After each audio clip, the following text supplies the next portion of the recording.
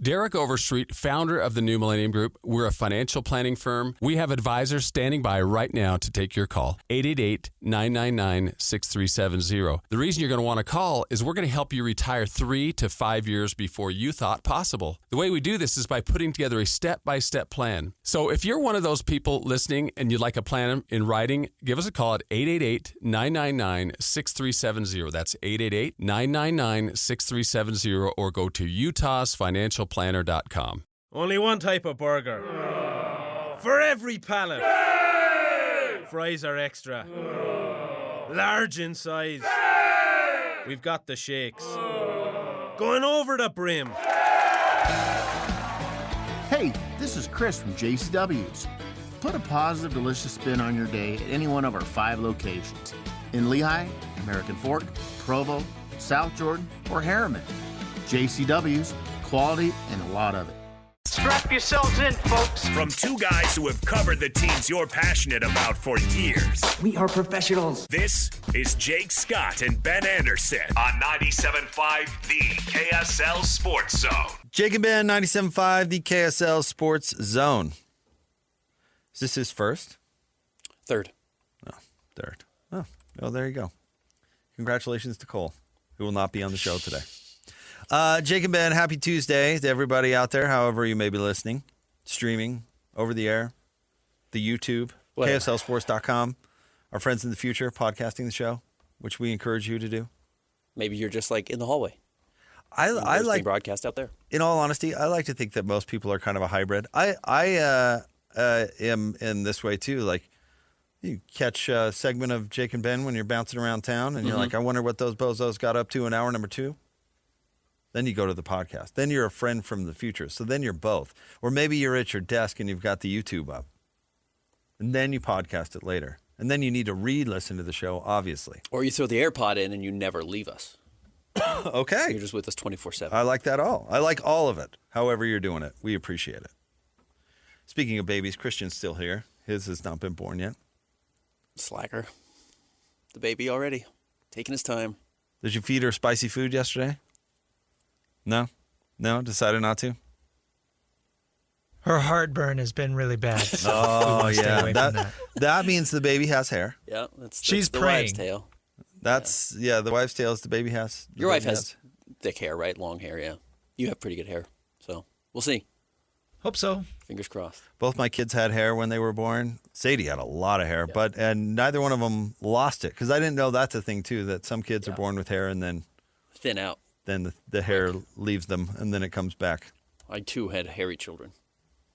Well, that's a way to put it, but yeah. and pregnancy heartburn. But that's got to be one of those things where, like, maybe not every pregnant woman has heartburn, but got to be pretty close, right? Yeah, right. Yeah. Just the size part, like it pushes everything. Yeah, it pushes all your acids back up towards your right. face. Yeah. That only makes total sense. I don't know what hair would have to do and with as you that. mentioned, Christian's trying to consume more acid, but mom's... Different kind of acid, but yeah. Different acid, yeah. How'd that go? Dude, I'm seeing, He'll let you know when he comes back. How'd that go? Oh, yeah. Our advice to Christian in these days before the baby is born is be selfish. Yeah. Do whatever you want to do. It's about you now. It's about you for now, for the last time maybe of your entire life. Yeah. In a good way. Absolutely in a good way. But still, I feel like I wish somebody had told me in my final days, like, really, really think about you. A lot. Because I have no idea what I did in the days leading up to my child's birth. Same. Actually, we weren't expecting. Sadie was born early, so that was kind of thrust upon us. So I didn't really even have the option, come to think of it. Sneaked up on you. Yeah, I told you we had two cars at the hospital because we were just going for a regular checkup and. Nope, baby's here. Didn't go home till a few days later. So anyway, good luck to all the expecting and new fathers out there. Shout out to you. Yeah. Ben, Donovan Mitchell made his return again to Delta Center. He had 34 points. He and Evan Mobley both had 34, but the Jazz were scrappy. Even took the lead in the fourth quarter before relenting. Yeah, the Jazz played hard last night, and that's, I think, just going to be kind of the name of the game with the players that they have out there. And, credit Kennedy Chandler, who did not shoot particularly well last night, but has played well in a Jazz uniform for a 10-day contract guy. And Bez Mbang is playing really hard, and Oscar Tshiebwe plays really hard. And then you do have some real talent on this Jazz team. Like, I don't know what Cody Williams' future looks like. I don't know what Kyle Filipowski's future looks like. I think I have a little bit of an idea of what Ace Bailey's future looks like. I don't know what Bryce's future looks like. But those guys can play. Like, those guys are basketball players. Those guys are all first-round draft picks minus Flip, who, has been really good the last 3 games, and last night had 20 points and 10 rebounds and 5 assists and 3 steals and hit 4 threes. It's just like there is something there with all of these guys. I don't know if that there will be realized in a Jazz uniform, but like Cody knows what you are doing to him and knows how to counter it, which is a big step in his career, because I think at times last year, I don't think he knew at all what was happening to him. So there is growth on this team, but ultimately when you get into a late game and it's close and you have Donovan Mitchell or you have Evan Mobley, that team is going to be, or should throw James Harden in there, that team is more prepared to win that game. I have some thoughts on Cody Williams we can get to, and he was a big topic in the post game, obviously. And I'm going to repeat a couple of takes, but it is a nightly reminder when the Jazz play teams from the Eastern Conference of a couple of things, and I'll point to some evidence here in a second. But it is absolutely unbelievable that anyone could possibly believe the Jazz could have kept their draft pick while actually trying. Yes. That was ludicrous. Tried and lost. Like, to watch what the Jazz have to do to lose these games is absolutely incredible. You calling out Austin Ainge right now? Honestly, I don't think it was a smart thing that was the first thing he said to the fan base. Agreed. I don't. I mean... it didn't help him. If that hurts his feelings, I'm sorry, but like to have the first thing you tell to the fan base be a lie is not smart. And I don't know if he thought it was a lie. I don't think he thought it was a lie. Maybe he didn't. I don't know. think he did. I got to imagine. He can't have thought that. Actually, I don't believe that. I mean, I guess he just got there, but I mean, we won't see that this year. He replaced his dad. So Sure. It's not like he was completely and didn't replace, I guess, but they did. Yeah. It's not like he was completely unfamiliar with the situation. Correct. So that was unwise, in my opinion. And no, I don't believe that he believed that at the time, because I didn't believe that at the time, and he's smarter than me. And to be fair, I had people immediately after be like, well, I don't know how many games we're going to win. So he shouldn't have said that. Yeah. There's a million other ways that he could have given off he sent the message that it's going to be okay without saying that. Does that make any sense? Yeah, the answer could have been, that's not our focus this year. Our focus is in improving these players and what's best for the franchise, and that's what we're always going to do. Rest assured that my judgment is always going to be progressing this franchise to a title. I don't know. Yeah. You could have said a million other things that wasn't, well, that is over, because that absolutely was not true. And for the Jazz to lose to these Eastern Conference contenders, they have to field a squad that does not have a center. Correct. Does not have a center. And then the only thing they have closely resembling a center, they have to not play in the fourth quarter just to be small enough to lose. Ben, you probably saw this, but the paint points. Yes. Will Hardy talked about it last night. 82 points in the paint. As a reminder, for Cleveland. On Friday, when the Jazz almost beat Denver, they matched a franchise record with 84. So 82 is a huge number. 82 points in the paint. Yeah. A layup line, a true layup line. A dunk line. Yeah. I don't think Evan Mobley took a shot. No, he had 8 or 9 dunks in this game. He was 15 of 21. I think they were all dunks. Yeah. You could tell me 8. I remember all 15 being dunks.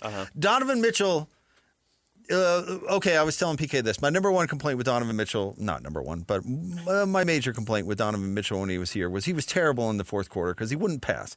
He'd just crash into a triple team and take some ridiculous shot. And if you didn't get bailed out with the call, he would march into the press conference afterwards and say he needs to, as the team's best player, he needs to take more weight on his shoulders, which was frustrating. But Donovan did that in the fourth quarter because it was a layup line. He wasn't crashing into triple teams. In fact, he was getting right to the rim and making layups. And there you go. It wasn't it. The work that the Jazz had to do to lose that game is crazy. And has crazy been for weeks now. They were up by 2 with how long? 6 minutes left. Yes. Had stormed back. It's just like they had to bench Phil and Sensabaugh. And then no offense to those two players, but they had to bench those two guys and then to lose the game. alternate Cody and Ace. You couldn't have Cody and Ace on the floor at the same time because you probably would have won the game. Or at least had a real chance. Against an Eastern Conference contender. Yeah. And listen, Locke is a James Harden guy, so he was kind of, saying how much better Cleveland is with James Harden and all this stuff. Listen, and maybe they were coasting a bit against the Jazz. The Jazz did not have a center on the roster. They should have sleptwalked to a 25-point win. What did the Wizard have it as last night? The Magic Vegas predicting 15. Wizard. I think it was 17. Yeah. An Eastern Conference contender comes in, and the Jazz have to go to those lengths to lose to Cleveland. I'm sure Will Hardy was like, "Oh, thank goodness, a contending team. Hey guys, go pour it on a little bit out there." Yeah. Only to be like, we're going to win this thing. Yeah. Hey, Phil, get off the floor. And there were a couple of weird wrinkles. The Cavaliers could not shoot at all last night. They were 8 of 32 from the three-point line. Sam Merrill, who was one of the best three-point shooters on the planet, was 0 of 8. The bench was 1 of probably 6 or 7. So they didn't shoot well. And then the Jazz were just on fire. I mean, the Jazz were 15 of 29, so over 50%. The bench shot, 3 of 4, which is not a lot of attempts, but Ace Bailey was 3 of 6, and Flip matched a career high with 4 made threes, and Bryce hit 3, and Kennedy Chandler, who's not a shooter, hit 2 of 5. But that's Cleveland's problem, right? Yeah, absolutely. That's Cleveland's problem, that they don't stop anybody and they don't try hard. Phil was eating Evan Mobley for dinner. Yeah, he was. That was a good sign for Kyle Filipowski and not a great sign for the Cleveland Cavaliers. Phil had, he had right out of the gate, I have to look back in the first quarter, but he had something like 10 or 11 after the first quarter. And had 4 assists and 2 steals and was making Evan Mobley look silly. Yep. No, Kyle's playing really well. His last 3 games, he's had 20 or more in all 3 Cleveland games. stinks, and James Harden doesn't make him any better, and they don't guard anybody, and maybe Jared Allen being on the team being available will make some sort of difference, but these Eastern Conference contenders that come through are just absolutely unimpressive. No, it is strange with Cleveland, and of course there's so many touch points with Cleveland because of Donovan Mitchell and how familiar everybody is in Utah with him. And look, I watched James Harden. He racked up 14 assists last night, and he throws some truly awesome passes. Like, he just has great touch on his passes. He, gets some outlets, and I'm like, wow, that is unique. I do not see players. I watch every single game. I do not see a lot of players throw that. And to your point, they are just going to be pigeons in the playoffs because you can just attack James and you can just attack Donovan Mitchell over and over and over. James Harden is 300 pounds. Yeah. And, he still can muster enough energy to put the ball in between his legs a couple of times and throw a pass. But I'll tell you what he's not doing, running back or staying in front of anyone. Do you have the box score in front of you? I do. How many minutes did Kyle Filipowski play? Phil played 24 minutes. How many minutes did James Harden play? 39 minutes. It's not a good sign. You're in Salt Lake City. The Jazz are not trying to win. James Harden's, 34, 35 years old? No, they had to play the whole game. And they had to really play their guys. They had to bring their guys back in to win the game. Donovan Mitchell had to come in, and they closed on a 19-8 run over the final 6 minutes to win the game. But, yes, Cleveland is more flawed than less. And they have a ton of talent. They have a ton of skilled players. Mobley's good. They didn't see Jared Allen last night. He's good. Donovan's good. Sam Merrill's good. James Harden's a Hall of Famer. They have good players, but it is not going to coalesce into a championship. It's not going to gel together to build something truly special. It's going to be another disappointing playoff run, and it doesn't matter if they lose to the Pistons in the second round, or they lose to the Knicks, or they lose to the Celtics, but the loss is coming. The question is just kind of how long can you hang on? And by the way, that's exactly why the Jazz made the trade they did, because I think Ryan Smith was sick of that feeling, and Danny Ainge didn't want to experience that feeling, and now Austin Ainge doesn't want to experience that feeling, which Jazz fans will remember, and it's actually a type of pain that when you're not experiencing it, you might forget about it, but it's this is not going to end the way you want it to, but I guess you'll just watch the playoffs as long as they last. And the Jazz wanted to up their potential beyond that. Now they have to actually get there. They may never get there. I think you bring up an interesting point, and I'm going to push back a little bit, but I don't entirely disagree. I don't think making decisions because you're tired of this feeling or whatever is necessarily what they're doing or smart. And you've said this before. That's why I'm about to say. That's why I'm not entirely disagreeing with you. I think the reason that they are moving on has every 100% to do with Keontae George and basically nothing else. Like if you made a decision, I'm so sick of this, and made a move when you're not ready to make a move or whatever, then that's actually not a very good reason to do it. And I believe it or not, think the fan base would actually go on being more patient if the Jazz demanded they tank next year, the fan base would stick with it. I think so too. No question. And I'm sure they wouldn't enjoy it. That again, why I'm not entirely disagreeing with you. I'm sure they do hate that ugly feeling and all that. But the reason they made the Jaren Jackson trade is because Keontae turned out to be a guy. And then all of a sudden, Lowry Markkanen fits into the window. Instead of having to trade Lowry to continue on with the tank, they can fit Lowry into their plans, make a big move, and all of a sudden they've got at least 3, but possibly 5 bona fide dudes. Yeah. And I think that's the reason that they are moving. The out. trade and I'm talking I think about, you do too. The trade I'm talking about is the Donovan Mitchell trade. The Donovan Mitchell trade of knowing you're only going to last so long in the playoffs. You just didn't know how far it was going to take you, but you knew it was not going to take you to a championship. I think that was the feeling that Ryan Smith was sick of. I misunderstood. No, I'm glad you're asking me to clarify it. I think the Jazz realized that's a type of pain and artifice that they were done with, that they were over, and they said, we want to actually raise the ceiling to a point where maybe there's a championship, and the pain to get there is going to be significant, and that's what these 4 years have been, and it is. Look, people inside the building, players on the team. I asked Will Hardy about it yesterday before the game because he was talking about sometimes you have to go through like hard parts before you learn how to win, and not that's a simplified way of what he said, but he just said, you gotta build your roster together, and these guys have to suffer, and everyone goes through it, and you grow and you get better. Because Sarah Todd had asked him, I can't remember specifically, but when does a good team become a great team? How do you know that? And he said, you have to take your lumps sometimes. And then I asked Will if this team is taking its lumps right now. This has been not fun for anybody. This is not fun for Lowry. It's not fun for Keontae George, and he said he hopes so. But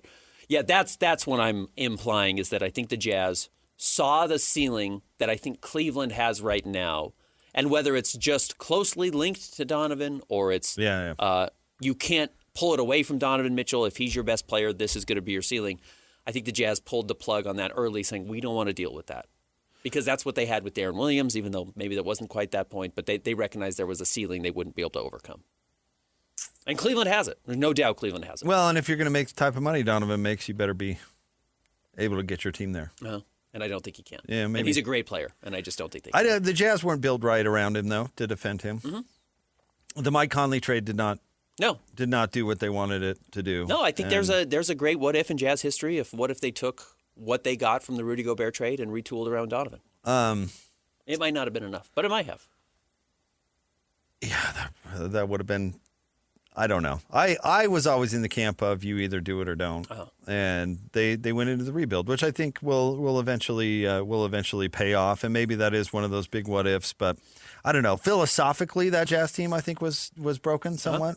I don't think the defensive philosophy was good enough, or at least sound enough not to be beaten in the playoffs. One quick note. Did they put when the referee's doing a review, did they put him up on the big screen at the game? Yes. Who was our lead official? Do we know? I have no idea. Here, I might have the... He should go to the doctor. I'm not kidding. It was. I think the review was like in the second quarter or something like that. Did you see how much he was sweating? I thought he was going to have a heart attack. It was just pouring off his face. David Guthrie, J.B. DeRosa, and J.D. Rawls. Oh, I don't know who the lead official was, but I do. I think he needs to go to the doctor. Somebody should not be sweating that much. Like an official should not be sweating that much ever. It should not be that hard for them. But let alone, it was like the second quarter. I feel bad for whoever was on the scorer's table. It had to be like a puddle. Younger guy or older guy? Older. Must have been Guthrie. No, I'm not kidding. I thought that guy's going to have a heart attack on the floor. I mean, I get some people are heavy sweaters, I guess, but That was pretty incredible. Yeah, had to be Guthrie. Get help. Drink some water. Get help. Get a Gatorade. Something. All right. Let's give away some tickets. It is a Tuesday after all, Ben. A Jazz Ticket Tuesday, caller number 12. Do we want to play the sounder, Sean? All right, go ahead. It's Jazz Ticket Tuesday, and your chance to win tickets is right now. Call this number now. Call this number now. Be caller number 12 at 801-575-ZONE. 801-575-ZONE. And you'll be on your way to Delta Center to see the Utah Jazz. He fires the three. He hits. Oh, don't do me like that. This is 97.5, the KSL Sports Zone. All right, caller 12 right now, 801-575-ZONE. We're hooking you up with a pair of tickets to see the Jazz and the Nuggets on April 1st. That's Wednesday at Delta Center. Tip-off will be at 7 o'clock. Caller 12 right now, 801-575-ZONE. Top 3 stories of the day at KSLSports.com. Coming up next, 97.5, the KSL Sports Zone. The Bleacher Report app is your destination for sports. Right now, the NBA is heating up, March Madness is here, and MLB is almost back. Every day there's a new headline, a new highlight, a new moment you've got to see for yourself. That's why I stay locked in with the Bleacher Report app. For me, it's about staying connected to my sports. I can follow the teams I care about, get real-time scores, breaking news, and highlights all in one place. Download the Bleacher Report app today so you never miss a moment. Hi, this is Alex Kantrowitz. I'm the host of Big Technology Podcast, a longtime reporter and an on-air contributor to CNBC. And if you're like me, you're trying to figure out how artificial intelligence is changing the business world and our lives. So each week on Big Technology, I bring on key actors from companies building AI tech and outsiders trying to influence it, asking where this is all going. They come from places like NVIDIA, Microsoft, Amazon, and plenty more. So if you want to be smart with your wallet, your career choices, in meetings with your colleagues, and at dinner parties, listen to Big Technology Podcast wherever you get your podcasts. Hey, sweetie, your mother showed me this Carvana thing for selling the car. I'm going to give it a try. Wish me luck. Me again. I put in the license plate. It gave me an offer. Unbelievable. Okay, I accepted the offer. They're picking it up Tuesday from the driveway. I haven't even left my chair. It's done. The car's gone. I'm holding a check. Anyway, Carvana, give it a whirl. Love ya. So good, you'll want to leave a voicemail about it. Sell your car today on Carvana. Pickup fees may apply. Hey, sweetie, your mother showed me this Carvana thing for selling the car. I'm going to give it a try. Wish me luck. Me again. I put in the license plate. It gave me an offer. Unbelievable. Okay, I accepted the offer. They're picking it up Tuesday from the driveway. I haven't even left my chair. It's done. The car's gone. I'm holding a check. Anyway, Carvana, give it a whirl. Love ya. So good, you'll want to leave a voicemail about it. Sell your car today on Carvana. Pickup fees may apply. It's time to break down the biggest stories of the day. This is the top 3 stories of the day on KSLSports.com. 97.5, the KSL Sports Zone. Jake and Ben, 97.5, the KSL Sports Zone. What was the album that these guys did with Jay-Z? Was it like where they mashed this song with a Jay-Z song? Encore? I don't know if that's the name of the album. I think that's the name of the song. And then it was the headliner of truly one of my favorite movies of the last 25 years, Miami Vice, which that movie absolutely rips. Christian, that's what you should be doing until your baby's born, is just like watching Michael Mann's remake of Miami Vice for the next 5 days, because that movie is awesome. Anyways. Hard to watch with the kid. I like collaborations. Sometimes the collaborations don't work out so well. Other times they're incredible. Yeah. I thought this collaboration between, what's the name, Linkin Park and Jay-Z was amazing. It worked. And then, of course, the GOAT is Aerosmith and Run DMC, right? Yeah, absolutely. Changed music. Yeah. Changed music videos. Yeah, for sure. Did we draft that when we drafted music videos? If we didn't, we missed. I think we did. I think you did. I think we had to. Yeah. All right. Top 3 stories of the day at KSLSports.com. Do Christian and Sean know any of this stuff that we're talking about? They don't know what Miami Vice is. Sean, how old are you? I'm 38. Oh, okay. So Sean knows what we're talking about. Yeah. Sean had a Linkin Park moment. Yeah. Pulled his beanie down. Christian has no idea who Linkin Park is. Correct. Or Run DMC or Jay-Z. Aerosmith or Jay-Z, really. Yeah, Jay-Z Although hasn't had a huge album in a few years. He's still kind of around in the zeitgeist, though. Yeah. He's married to a Beyonce's woman husband? who is been Very pumping much. out music. Way more famous than he is now. Top 3 stories of the day at KSLSports.com, brought to you by J. Brooks Jewelers. Cherish your love with J. Brooks Jewelers. Explore their expertly crafted engagement rings made from the finest materials. J. Brooks Jewelers. All right, Sean, where do you want to start today? Utah State intros Ben Jacobson. It's a new head coach for the basketball team. We're going to let you hear that sound coming up. What time are we doing that? 11, 11:30? Let's do 11:30. Okay. In the second hour, let you hear from Ben Jacobson. And I liked his message. I don't know if you had a chance to listen to his press conference, but talking to Coach Lacombe about the hire last night while we were watching the Jazz game, he doesn't know him personally, but said he feels like he's got Stu Morrill vibes, like he might come and stay. And I kind of get that too. I don't think a dude doesn't win at Northern Iowa and stay there 20 years if his priorities are, I need to get to the biggest program and I need to make as much money as possible. In fact, I would expect that he has had bigger offers in the past than Utah State. Yeah, I would 1,000%. When he went to the Sweet 16 after beating Kansas? Right. I bet you he was the hot name, and I don't remember, but I bet you he was the hot name in the coaching cycle and could have taken a mid-level Big 12 or Big 10 or ACC job and didn't. We didn't talk about this much yesterday, but he did not have a buyout in his contract with Northern Iowa, and I can't remember the language around it, but do you want to know why? It's because he made past financial sacrifices to the school, basically is what they said. So they didn't put him in a buyout because for 20 years he had been content and operating above board. And all of that stuff. And so I think this one, if he's, has success, I think he has the chance to stick in Logan. And like we talked about yesterday, I think a guy who wins at Northern Iowa certainly can win at Utah State. So he talked a little bit about his playing style. He said play fast and physical was kind of his mantra. Yeah, I think it seems like, and this is important in today's day and age of college basketball, they probably got a pretty good guy. And I don't mean coach. Coaching is, being able to coach well is the most important thing, but it seems like a dude who knows how to operate as a human being, which is going to be key at Utah State. You don't want a slime ball. It was funny, and I just listened to this, so maybe the Mike didn't pick it up, but he tried to prompt some cheering because he was talking about the herd and how loud and stuff they were. And he was like, "All right, let's hear it," and then it was crickets. Have you ever seen a politician try to get the crowd chanting something and nobody is buying along? Nobody is. Guess I'm alone here. Nobody is responding. Well, Jeb is the most famous one. Is it? You can clap now. Oh yeah, right. Ooh. Okay. Anyway. I don't think you're going to win, Jeb. Here's what you've got to know about us, Coach. And I'm talking about us Utahns, is we are polite and we know what's appropriate. Yeah. And at a press conference, we're not going to get all crazy and cheer. It's not appropriate. But at the Spectrum, look out. Yeah. But he did have one of those moments like, all right, let's hear you. Okay. Crickets.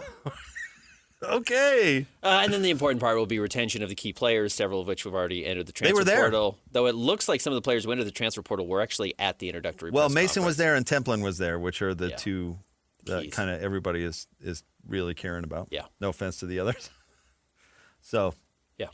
I don't think Mason Falsov's going anywhere. I think he's an Aggie. I don't know what Utah State puts in the water up there, but Sam Merrill stayed at Utah State, loyal Aggie. But Templin had entered the transfer portal, so him being at the introductory press conference is probably a very good sign. I didn't realize he had officially done that. A couple days ago. Did he? So. Okay. At least that was the report. I didn't talk to him.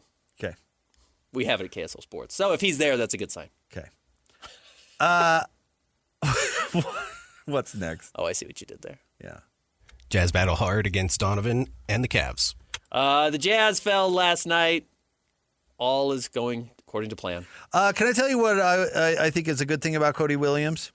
You talked a little bit about him in the last segment. What he is doing right now, he can do with a more crowded roster, like guard and cut. Yes, he can do all of that stuff with that role. For example, what Bryce Sensabaugh has done at times is not going to be his role on the team when it's a more crowded roster. It's like Bryce is never going to get 20 shots. Correct. on the Jazz. And I get it that Cody took, 22 last night. He's probably not going to get 22 shots when the roster is full-blown and ready to go. But what he can do is do exactly how he's playing offense, where he is playing without the ball, moving without the ball, cutting, and when he's got an open shot, he stepped in and took a shot he was comfortable with. I don't think it even needs to be a three, but to have the confidence to make it when he's playing with other talented players, he can still do all of that. I put that video up on our KSL Instagram, KSL Sports Instagram page. Why is Cody passing on threes to dribble into twos? And he said, open threes are good for me, and open mid-range shots are great for me. He says, I'm making it at a really high level right now, and I'm really comfortable with it. And I've got to find a way to score, but you're right. And even Will Hardy after the game said, I asked him, what if Cody is real? What is he doing that actually is going to translate when a game is on the line or when the minutes are actually important? Because right now this is an exhibition game. And he said, the first thing he said is his defense. He's really long. He gets a lot of deflections. And then, yes, is the quote we just played coming in the Jazz update, which was, he's finding a little way to use some of his size to hit those mid-range shots. And that's a plus for him. And then most importantly, and I'm with you, and it's where I'm a little skeptical on Kyle Filipowski, and I'm still skeptical on Bryce Sensabaugh, and I'm very skeptical of what Kennedy Chandler's doing. When you scale it down to your actual role on a good NBA team, which might be 8 to 12 minutes, does that still matter, or can you still do it without developing a rhythm? And with Cody, I think the answer is yes. And the always big fear with Kyle Filipowski, and he wins the MVP in the Summer League, and he's averaged, 23 points a game over his last three, is you're not, he's only playing 24 minutes a night right now, but you're never going to be the focus of the offense. You're never going to be the best offensive player on the floor, which he is right now. So what else do you do to help? Yeah. And I don't know. That's where their futures are murky, where I actually think Cody, you can scale it down and still be effective. Listen, the nerds on this mid-range shot thing, because Cody, the important thing for him to just get to your spot. Yeah. Every player has spots on the floor. If you can get to your spot, he's going to make, whatever you see these guys bang him in practice. He's going to make more than he misses if he gets to his spot. But the nerds, Ben, have ruined how people watch basketball. Because, and I'll use Quinn Snyder as an example, but he's not the only one, have convinced everybody that the mid-range shot is such a bad shot, everybody cringes when somebody takes it. Even if they make it. Yeah. The mid-range shot is not a bad shot. It's not an evil shot. It's not an evil shot. You know what it kind of reminds me of? It kind of reminds me of during the pandemic when people would freak out if you see a picture online of somebody standing too close to somebody and everybody's like, oh my gosh. Yeah. And it's like, okay, well, in a normal world, people can stand close to each other and you don't have to flip out. Right. It's okay. But you've trained your brain to flip out about the proximity of one person to another. People have trained their brains to flip out about somebody taking a mid-range shot. Right. Listen, during the height of all the nerddom, I watched Chris Paul single-handedly beat the Jazz in a playoff series with mid-range shots. Banging mid-range shots. I'm old enough to have watched Kobe Bryant play, who basically took nothing but mid-range shots. Michael Jordan basically took nothing but mid-range shots. Right. And just because they got Jordan Clarkson to play slightly less selfish by cutting out his mid-range shots and it improved his shooting percentage. Some of his mid-range shots. Yeah, then everybody's like, oh, well, mid-range shots, you can't take any of that. No. I'd rather have Cody Williams take a mid-range jumper from his spot that is going down than some awkward three just because it's a three. That he can't make. Again, Arizona in the NCAA tournament could possibly win the national championship by basically cutting threes out of their diet, but taking high percentage shots where their players can make them. I mean, we've just trained ourselves to, it's got to be a three or a dunk. It's got to be a three or a dunk. And I get the philosophy that goes into it. But it doesn't mean that these other shots are not useful and high percentage for certain players. No, it's kind of interesting. You remember early on in the Golden State Warriors run, and they revolutionized three-point shooting. They had a guy who came off the bench who just banged mid-range shots over and over, who had a very similar body type to Cody Williams, and that's Sean Livingston. Yep. He just got to the mid-range. He was really tall, and he had great touch. And it was just this weird counter of the entire team spreads out to shoot threes, and then all of a sudden there's this dude here who's hitting mid-range shots, and it's like, we forgot about that. And he just would get 6 to 8 points a game and then played really good defense. And that's probably where Cody's future is. Play really good defense, make other teams' lives hard, get a lot of deflections, and then you have to do something offensively. And if the only thing you can do is hit 15-footers, fine. But you got to be able to do something. And he can do this now. So it's a promising growth for Cody to become an 8th or a 9th man on the team. It's bad if you're DeMar DeRozan. I do mid-range shots if you're going to take 15 of them a night, 16 of them a night, and you're DeMar DeRozan, it caps your ceiling. That's not who Cody Williams needs to be. He's not going to be your number one scorer, so that's fine. And let's not pretend that DeMar DeRozan hasn't had a ton of success and isn't a future in the Hall NBA. of Famer. Right, he's going to the Hall of Fame. Took his team to the Eastern Conference Finals like 2 years in a row. Yeah. No, DeMar's a very good player. And then they trade for Kawhi and actually win it, and everybody thinks DeMar's a clown. Right. But no, he's a good player. He's a really good player. Yep. So I don't know. And do people know what a bad shot a floater is? Nobody seems to freak out about floaters at all. Yeah. A floater is a terrible shot. I'd much rather have Cody Williams or whoever taking a 15-footer than somebody taking some wild floater. Yeah. And he ran over. Sorry. Yeah. Next. Number 3, Utes Forward Keanu Hawes enters transfer portal. This was the big player last summer they made a push to holding on to, and I know a lot of people really excited about him, and I was a little mixed on him. I get he's got size, and he can hit threes a little bit, and, he has some skills. It's not a good sign that they're losing him. Alex Jensen is starting over again and hitting the reset button, as is the women's basketball team. I mean, basketball does continue to be a disaster up on the hill, unfortunately, for the University of Utah, though I'm not sure losing Keanu Hawes is the ultimate, wow, if they lost him, they've got nothing. I mean, they needed to hit the reset button entirely on this roster. Yeah. Jimmy Buffett had a great song on the album Beach House on the Moon called I Don't Know and I Don't Care. Uh-huh. Why would I care that a player is leaving the worst team in the Big 12? I don't know and I don't care. Yeah. Until Utah gives us something to care about, why would you? Yeah. And I don't blame Utah sports fans for not caring. Dallin Hall left BYU last year. Basically, nobody batted an eye. He goes to UVA and plays a key role on a tournament team. Yep. That is something to get bent out of shape about. If you're losing good players on a good team, I mean, I don't know. What do I care? They got to get good players. They've got to get better players. Be competitive in the Big 12, and then you can worry about who you keep and who you don't. At this point, shouldn't Alex be looking to make a complete turnover? Yeah. And by the way college athletics is structured now, I don't care who's coming and going. Call me when it's the first game. Absolutely right. Call me when it's the 20th game, actually. Nerds like Bart will have to keep all over it for Utah. Catching strays. No, I'm not even saying a stray. It's quite literally his job. Uh-huh. I'm saying he's got Maddie on his back. He's got to make sure and get that good content out. But honestly. Yeah. No, I'm with you. I don't know. I don't care. Yeah. It's probably a good thing he's leaving.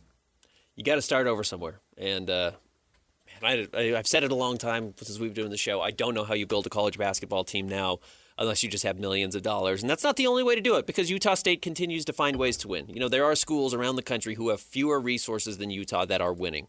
That's what Alex Jensen has to figure out how to do. I don't know how to do it. If I knew how to do it, I'd have him call me. But, I don't know, and I'm curious if Alex Jensen knows. It's a good song, that I don't know and I don't care. It's a good philosophy. Yeah. I don't know. I don't care. All right, stay tuned. We'll have more Jake and Ben coming up next.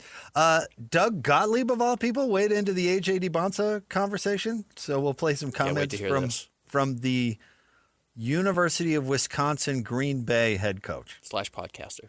Is that right? University of Wisconsin Green Bay? I thought he gave up on that. I thought he gave up on the coaching job so he could keep podcasting. Or Am I wrong? Did he stop podcasting? I had no idea. I know he doesn't do his radio show. I don't know about do some research. I don't know about a podcast. I'm certainly not seeking out Doug Gottlieb's podcast. I think it was the most arrogant thing ever and disrespectful to both jobs to think that he could continue to do it. Yeah. I agree. His boss should have been, in both jobs, should have been hard no, Dougie. Yep. I'm with you. We'll say no to Doug. Say no to Doug. Stay tuned. More next. 97.5, the KSL Sports Zone. The Bleacher Report app is your destination for sports. Right now, the NBA's heating up, March Madness is here, and MLB is almost back. Every day there's a new headline, a new highlight, a new moment you've got to see for yourself. That's why I stay locked in with the Bleacher Report app. For me, it's about staying connected to my sports. I can follow the teams I care about, get real-time scores, breaking news, and highlights all in one place. Download the Bleacher Report app today so you never miss a moment. Hi, this is Alex Kantrowitz. I'm the host of Big Technology Podcast, a longtime reporter and an on-air contributor to CNBC. And if you're like me, you're trying to figure out how artificial intelligence is changing the business world and our lives. So each week on Big Technology, I bring on key actors from companies building AI tech and outsiders trying to influence it, asking where this is all going. They come from places like NVIDIA, Microsoft, Amazon, and plenty more. So if you want to be smart with your wallet, your career choices, in meetings with your colleagues, and at dinner parties, listen to Big Technology Podcast wherever you get your podcasts. I sold my car in Carvana last night. Well, that's cool. No, you don't understand. It went perfectly. Real offer, down to the penny. They're picking it up tomorrow. Nothing went wrong. So, what's the problem? That is the problem. Nothing in my life goes as smoothly. I'm waiting for the catch. Maybe there's no catch. That's exactly what a catch would want me to think. Wow, you need to relax. I need to knock on wood. Do we have wood? Is this table wood? I think it's laminate. Okay, yeah, that's good. That's close enough. Car selling without a catch. Sell your car today on Carvana. Pickup fees may apply. Whether it's the Jazz, Utes, Cougars, or Aggies, these guys have got you covered. Time to eat, fellas. You're locked on to Jake Scott and Ben Anderson. 1, 2, 3, move it. On 97.5, the KSL Sports Zone. Jake and Ben, 97.5, the KSL Sports Zone. We're teaming up with Beehive Meals, honoring people that impact youth sports in our communities. Nominate the youth sports volunteer you know for the Beehive Meals Hero of the Week at kslsports.com/contests. Then listen every Thursday to JJ and Alex for the winner. It's the Beehive Meals Hero of the Week. Everybody knows this song, and I like Margaritaville, but it is, my opinion, not Jimmy's best. Okay. I like Come Monday is my favorite, but this is a good song. I'm not well versed. No? No. He has more range than you'd think. Okay. But yeah, this is the only one you hear. Right. And I've been to his restaurant, Margaritaville. We got overtaken by cockroaches, and they comped our meal. So shout out to Jimmy. Yeah, it was crazy. We were in Florida. Oh, the Florida one, not the Vegas one? No, and we were sitting on the deck, and all of a sudden there was just cockroaches everywhere. And they had to comp the entire balcony's food for good 5 reason. tables. Yeah, it was disgusting. But Florida's disgusting. A lot of cockroaches. A lot of cockroach people, a lot of cockroach creatures. Harsh. Yeah, well. Harsh. Live there. You'll know what I'm talking about. All right, Ben. Just a quick update since we don't have a ton of time. And we'll get to the Gottlieb the Gottlieb comments on AJ DiBonsa coming up next. Oh, okay. So stay tuned for that. But there more details are coming out about the Tiger Woods thing. Yeah. And we don't need to get into the weeds other than he had 2 hydrocodone pills in his pocket when he was arrested. Like loose? Like loose. He just put loose pills in his pockets? And I guess the only reason I bring this up is this dude is an addict and he needs help. Because you don't have 2 loose hydrocodone in your pocket unless you're taking like 15 a day, and you can't go down the he's 5 minutes from his house. I mean, where's he going? He can't go to the store without having 2 in his pocket. 2 in his pocket. Right. I have ibuprofen in my car right now. If you check the center console, there's going to be like some gloves for the winter and a little bottle that says ibuprofen, that has ibuprofen on it. But no, I'm not stuffing them in my pockets. That's probably on my been way there out for the 3 door. years. Yeah, exactly right. Yeah. I mean, it's somebody that, he's got, it's just another sign of my opinion, he's likely, I shouldn't slander anybody, I suppose, but likely has a huge problem. And I hope that the people close to him are not defending him by saying he just wants his privacy, but actually saying, dude, you're not going to be long for this world if you don't get this thing under control. You need help. He needs help. Anyway, there's some other details that come out. He was asked if he took prescription medication or takes prescription medication. He says, I took a few. He failed a field sobriety test. They made him take off his glasses, and his eyes were bloodshot and glassy. He couldn't follow you've seen the test, couldn't follow the pen or whatever. And just bad news. Should not have been behind the wheel. Also admitted that he was looking at his phone when it happened, which is another thing that doesn't make it better. No, Tiger, and that's not why you crashed. That might have been part of the reason you crashed, but adding another ball to the juggling routine is not good. Well, I was intoxicated It was the drugs. It was the drugs. And the phone. And I was driving recklessly, and then I was on my phone. and I have a history of this. Other than that, I'm cool. I'm cool to be out there. He's got to stop driving. He's got to stop doing drugs. No, I think his big problem is the drugs. I really do. Well, of course, stop driving. Start there for sure. Yeah. But I hope the dude gets help. I really do. I'm with you. Yeah, it's too bad. He's one of the great athletes of our lifetime and is not going to be able to be celebrated for it. Well, and he's also become more well-adjusted and likable as he's gotten, because he was a machine. Remember, Correct. He wasn't all that likable. He's actually shown some personality. He plays, his son is up and coming, and we've seen those endearing moments or whatever. It'd be really a shame to have it all derailed by whatever this is. Yep, I'm with you. Yeah. All right, stay tuned. Doug Gottlieb's talking about A.J. DiBonsa, and we're going to hear what he has to say. Yep. Coming up next, Jake and Ben, 97.5, the KSL Sports Zone. The Bleacher Report app is your destination for sports. Right now, the NBA is heating up, March Madness is here, and MLB is almost back. Every day there's a new headline, a new highlight, a new moment you've got to see for yourself. That's why I stay locked in with the Bleacher Report app. For me, it's about staying connected to my sports. I can follow the teams I care about, get real-time scores, breaking news, and highlights all in one place. Download the Bleacher Report app today so you never miss a moment. Every day, the world gets a little weirder and a lot more awesome. Cool Stuff Daily takes a look at everything from mining in space to the latest in the fight against cancer to how AI is, well, basically changing everything. It's all the cool stuff you didn't know you needed to know. Join us for Cool Stuff Daily as we take a quick look at science, tech, and the wait, what stories that make you sound way smarter at dinner. Subscribe to Cool Stuff Daily now, because the future's happening fast, and it's way too fun to miss.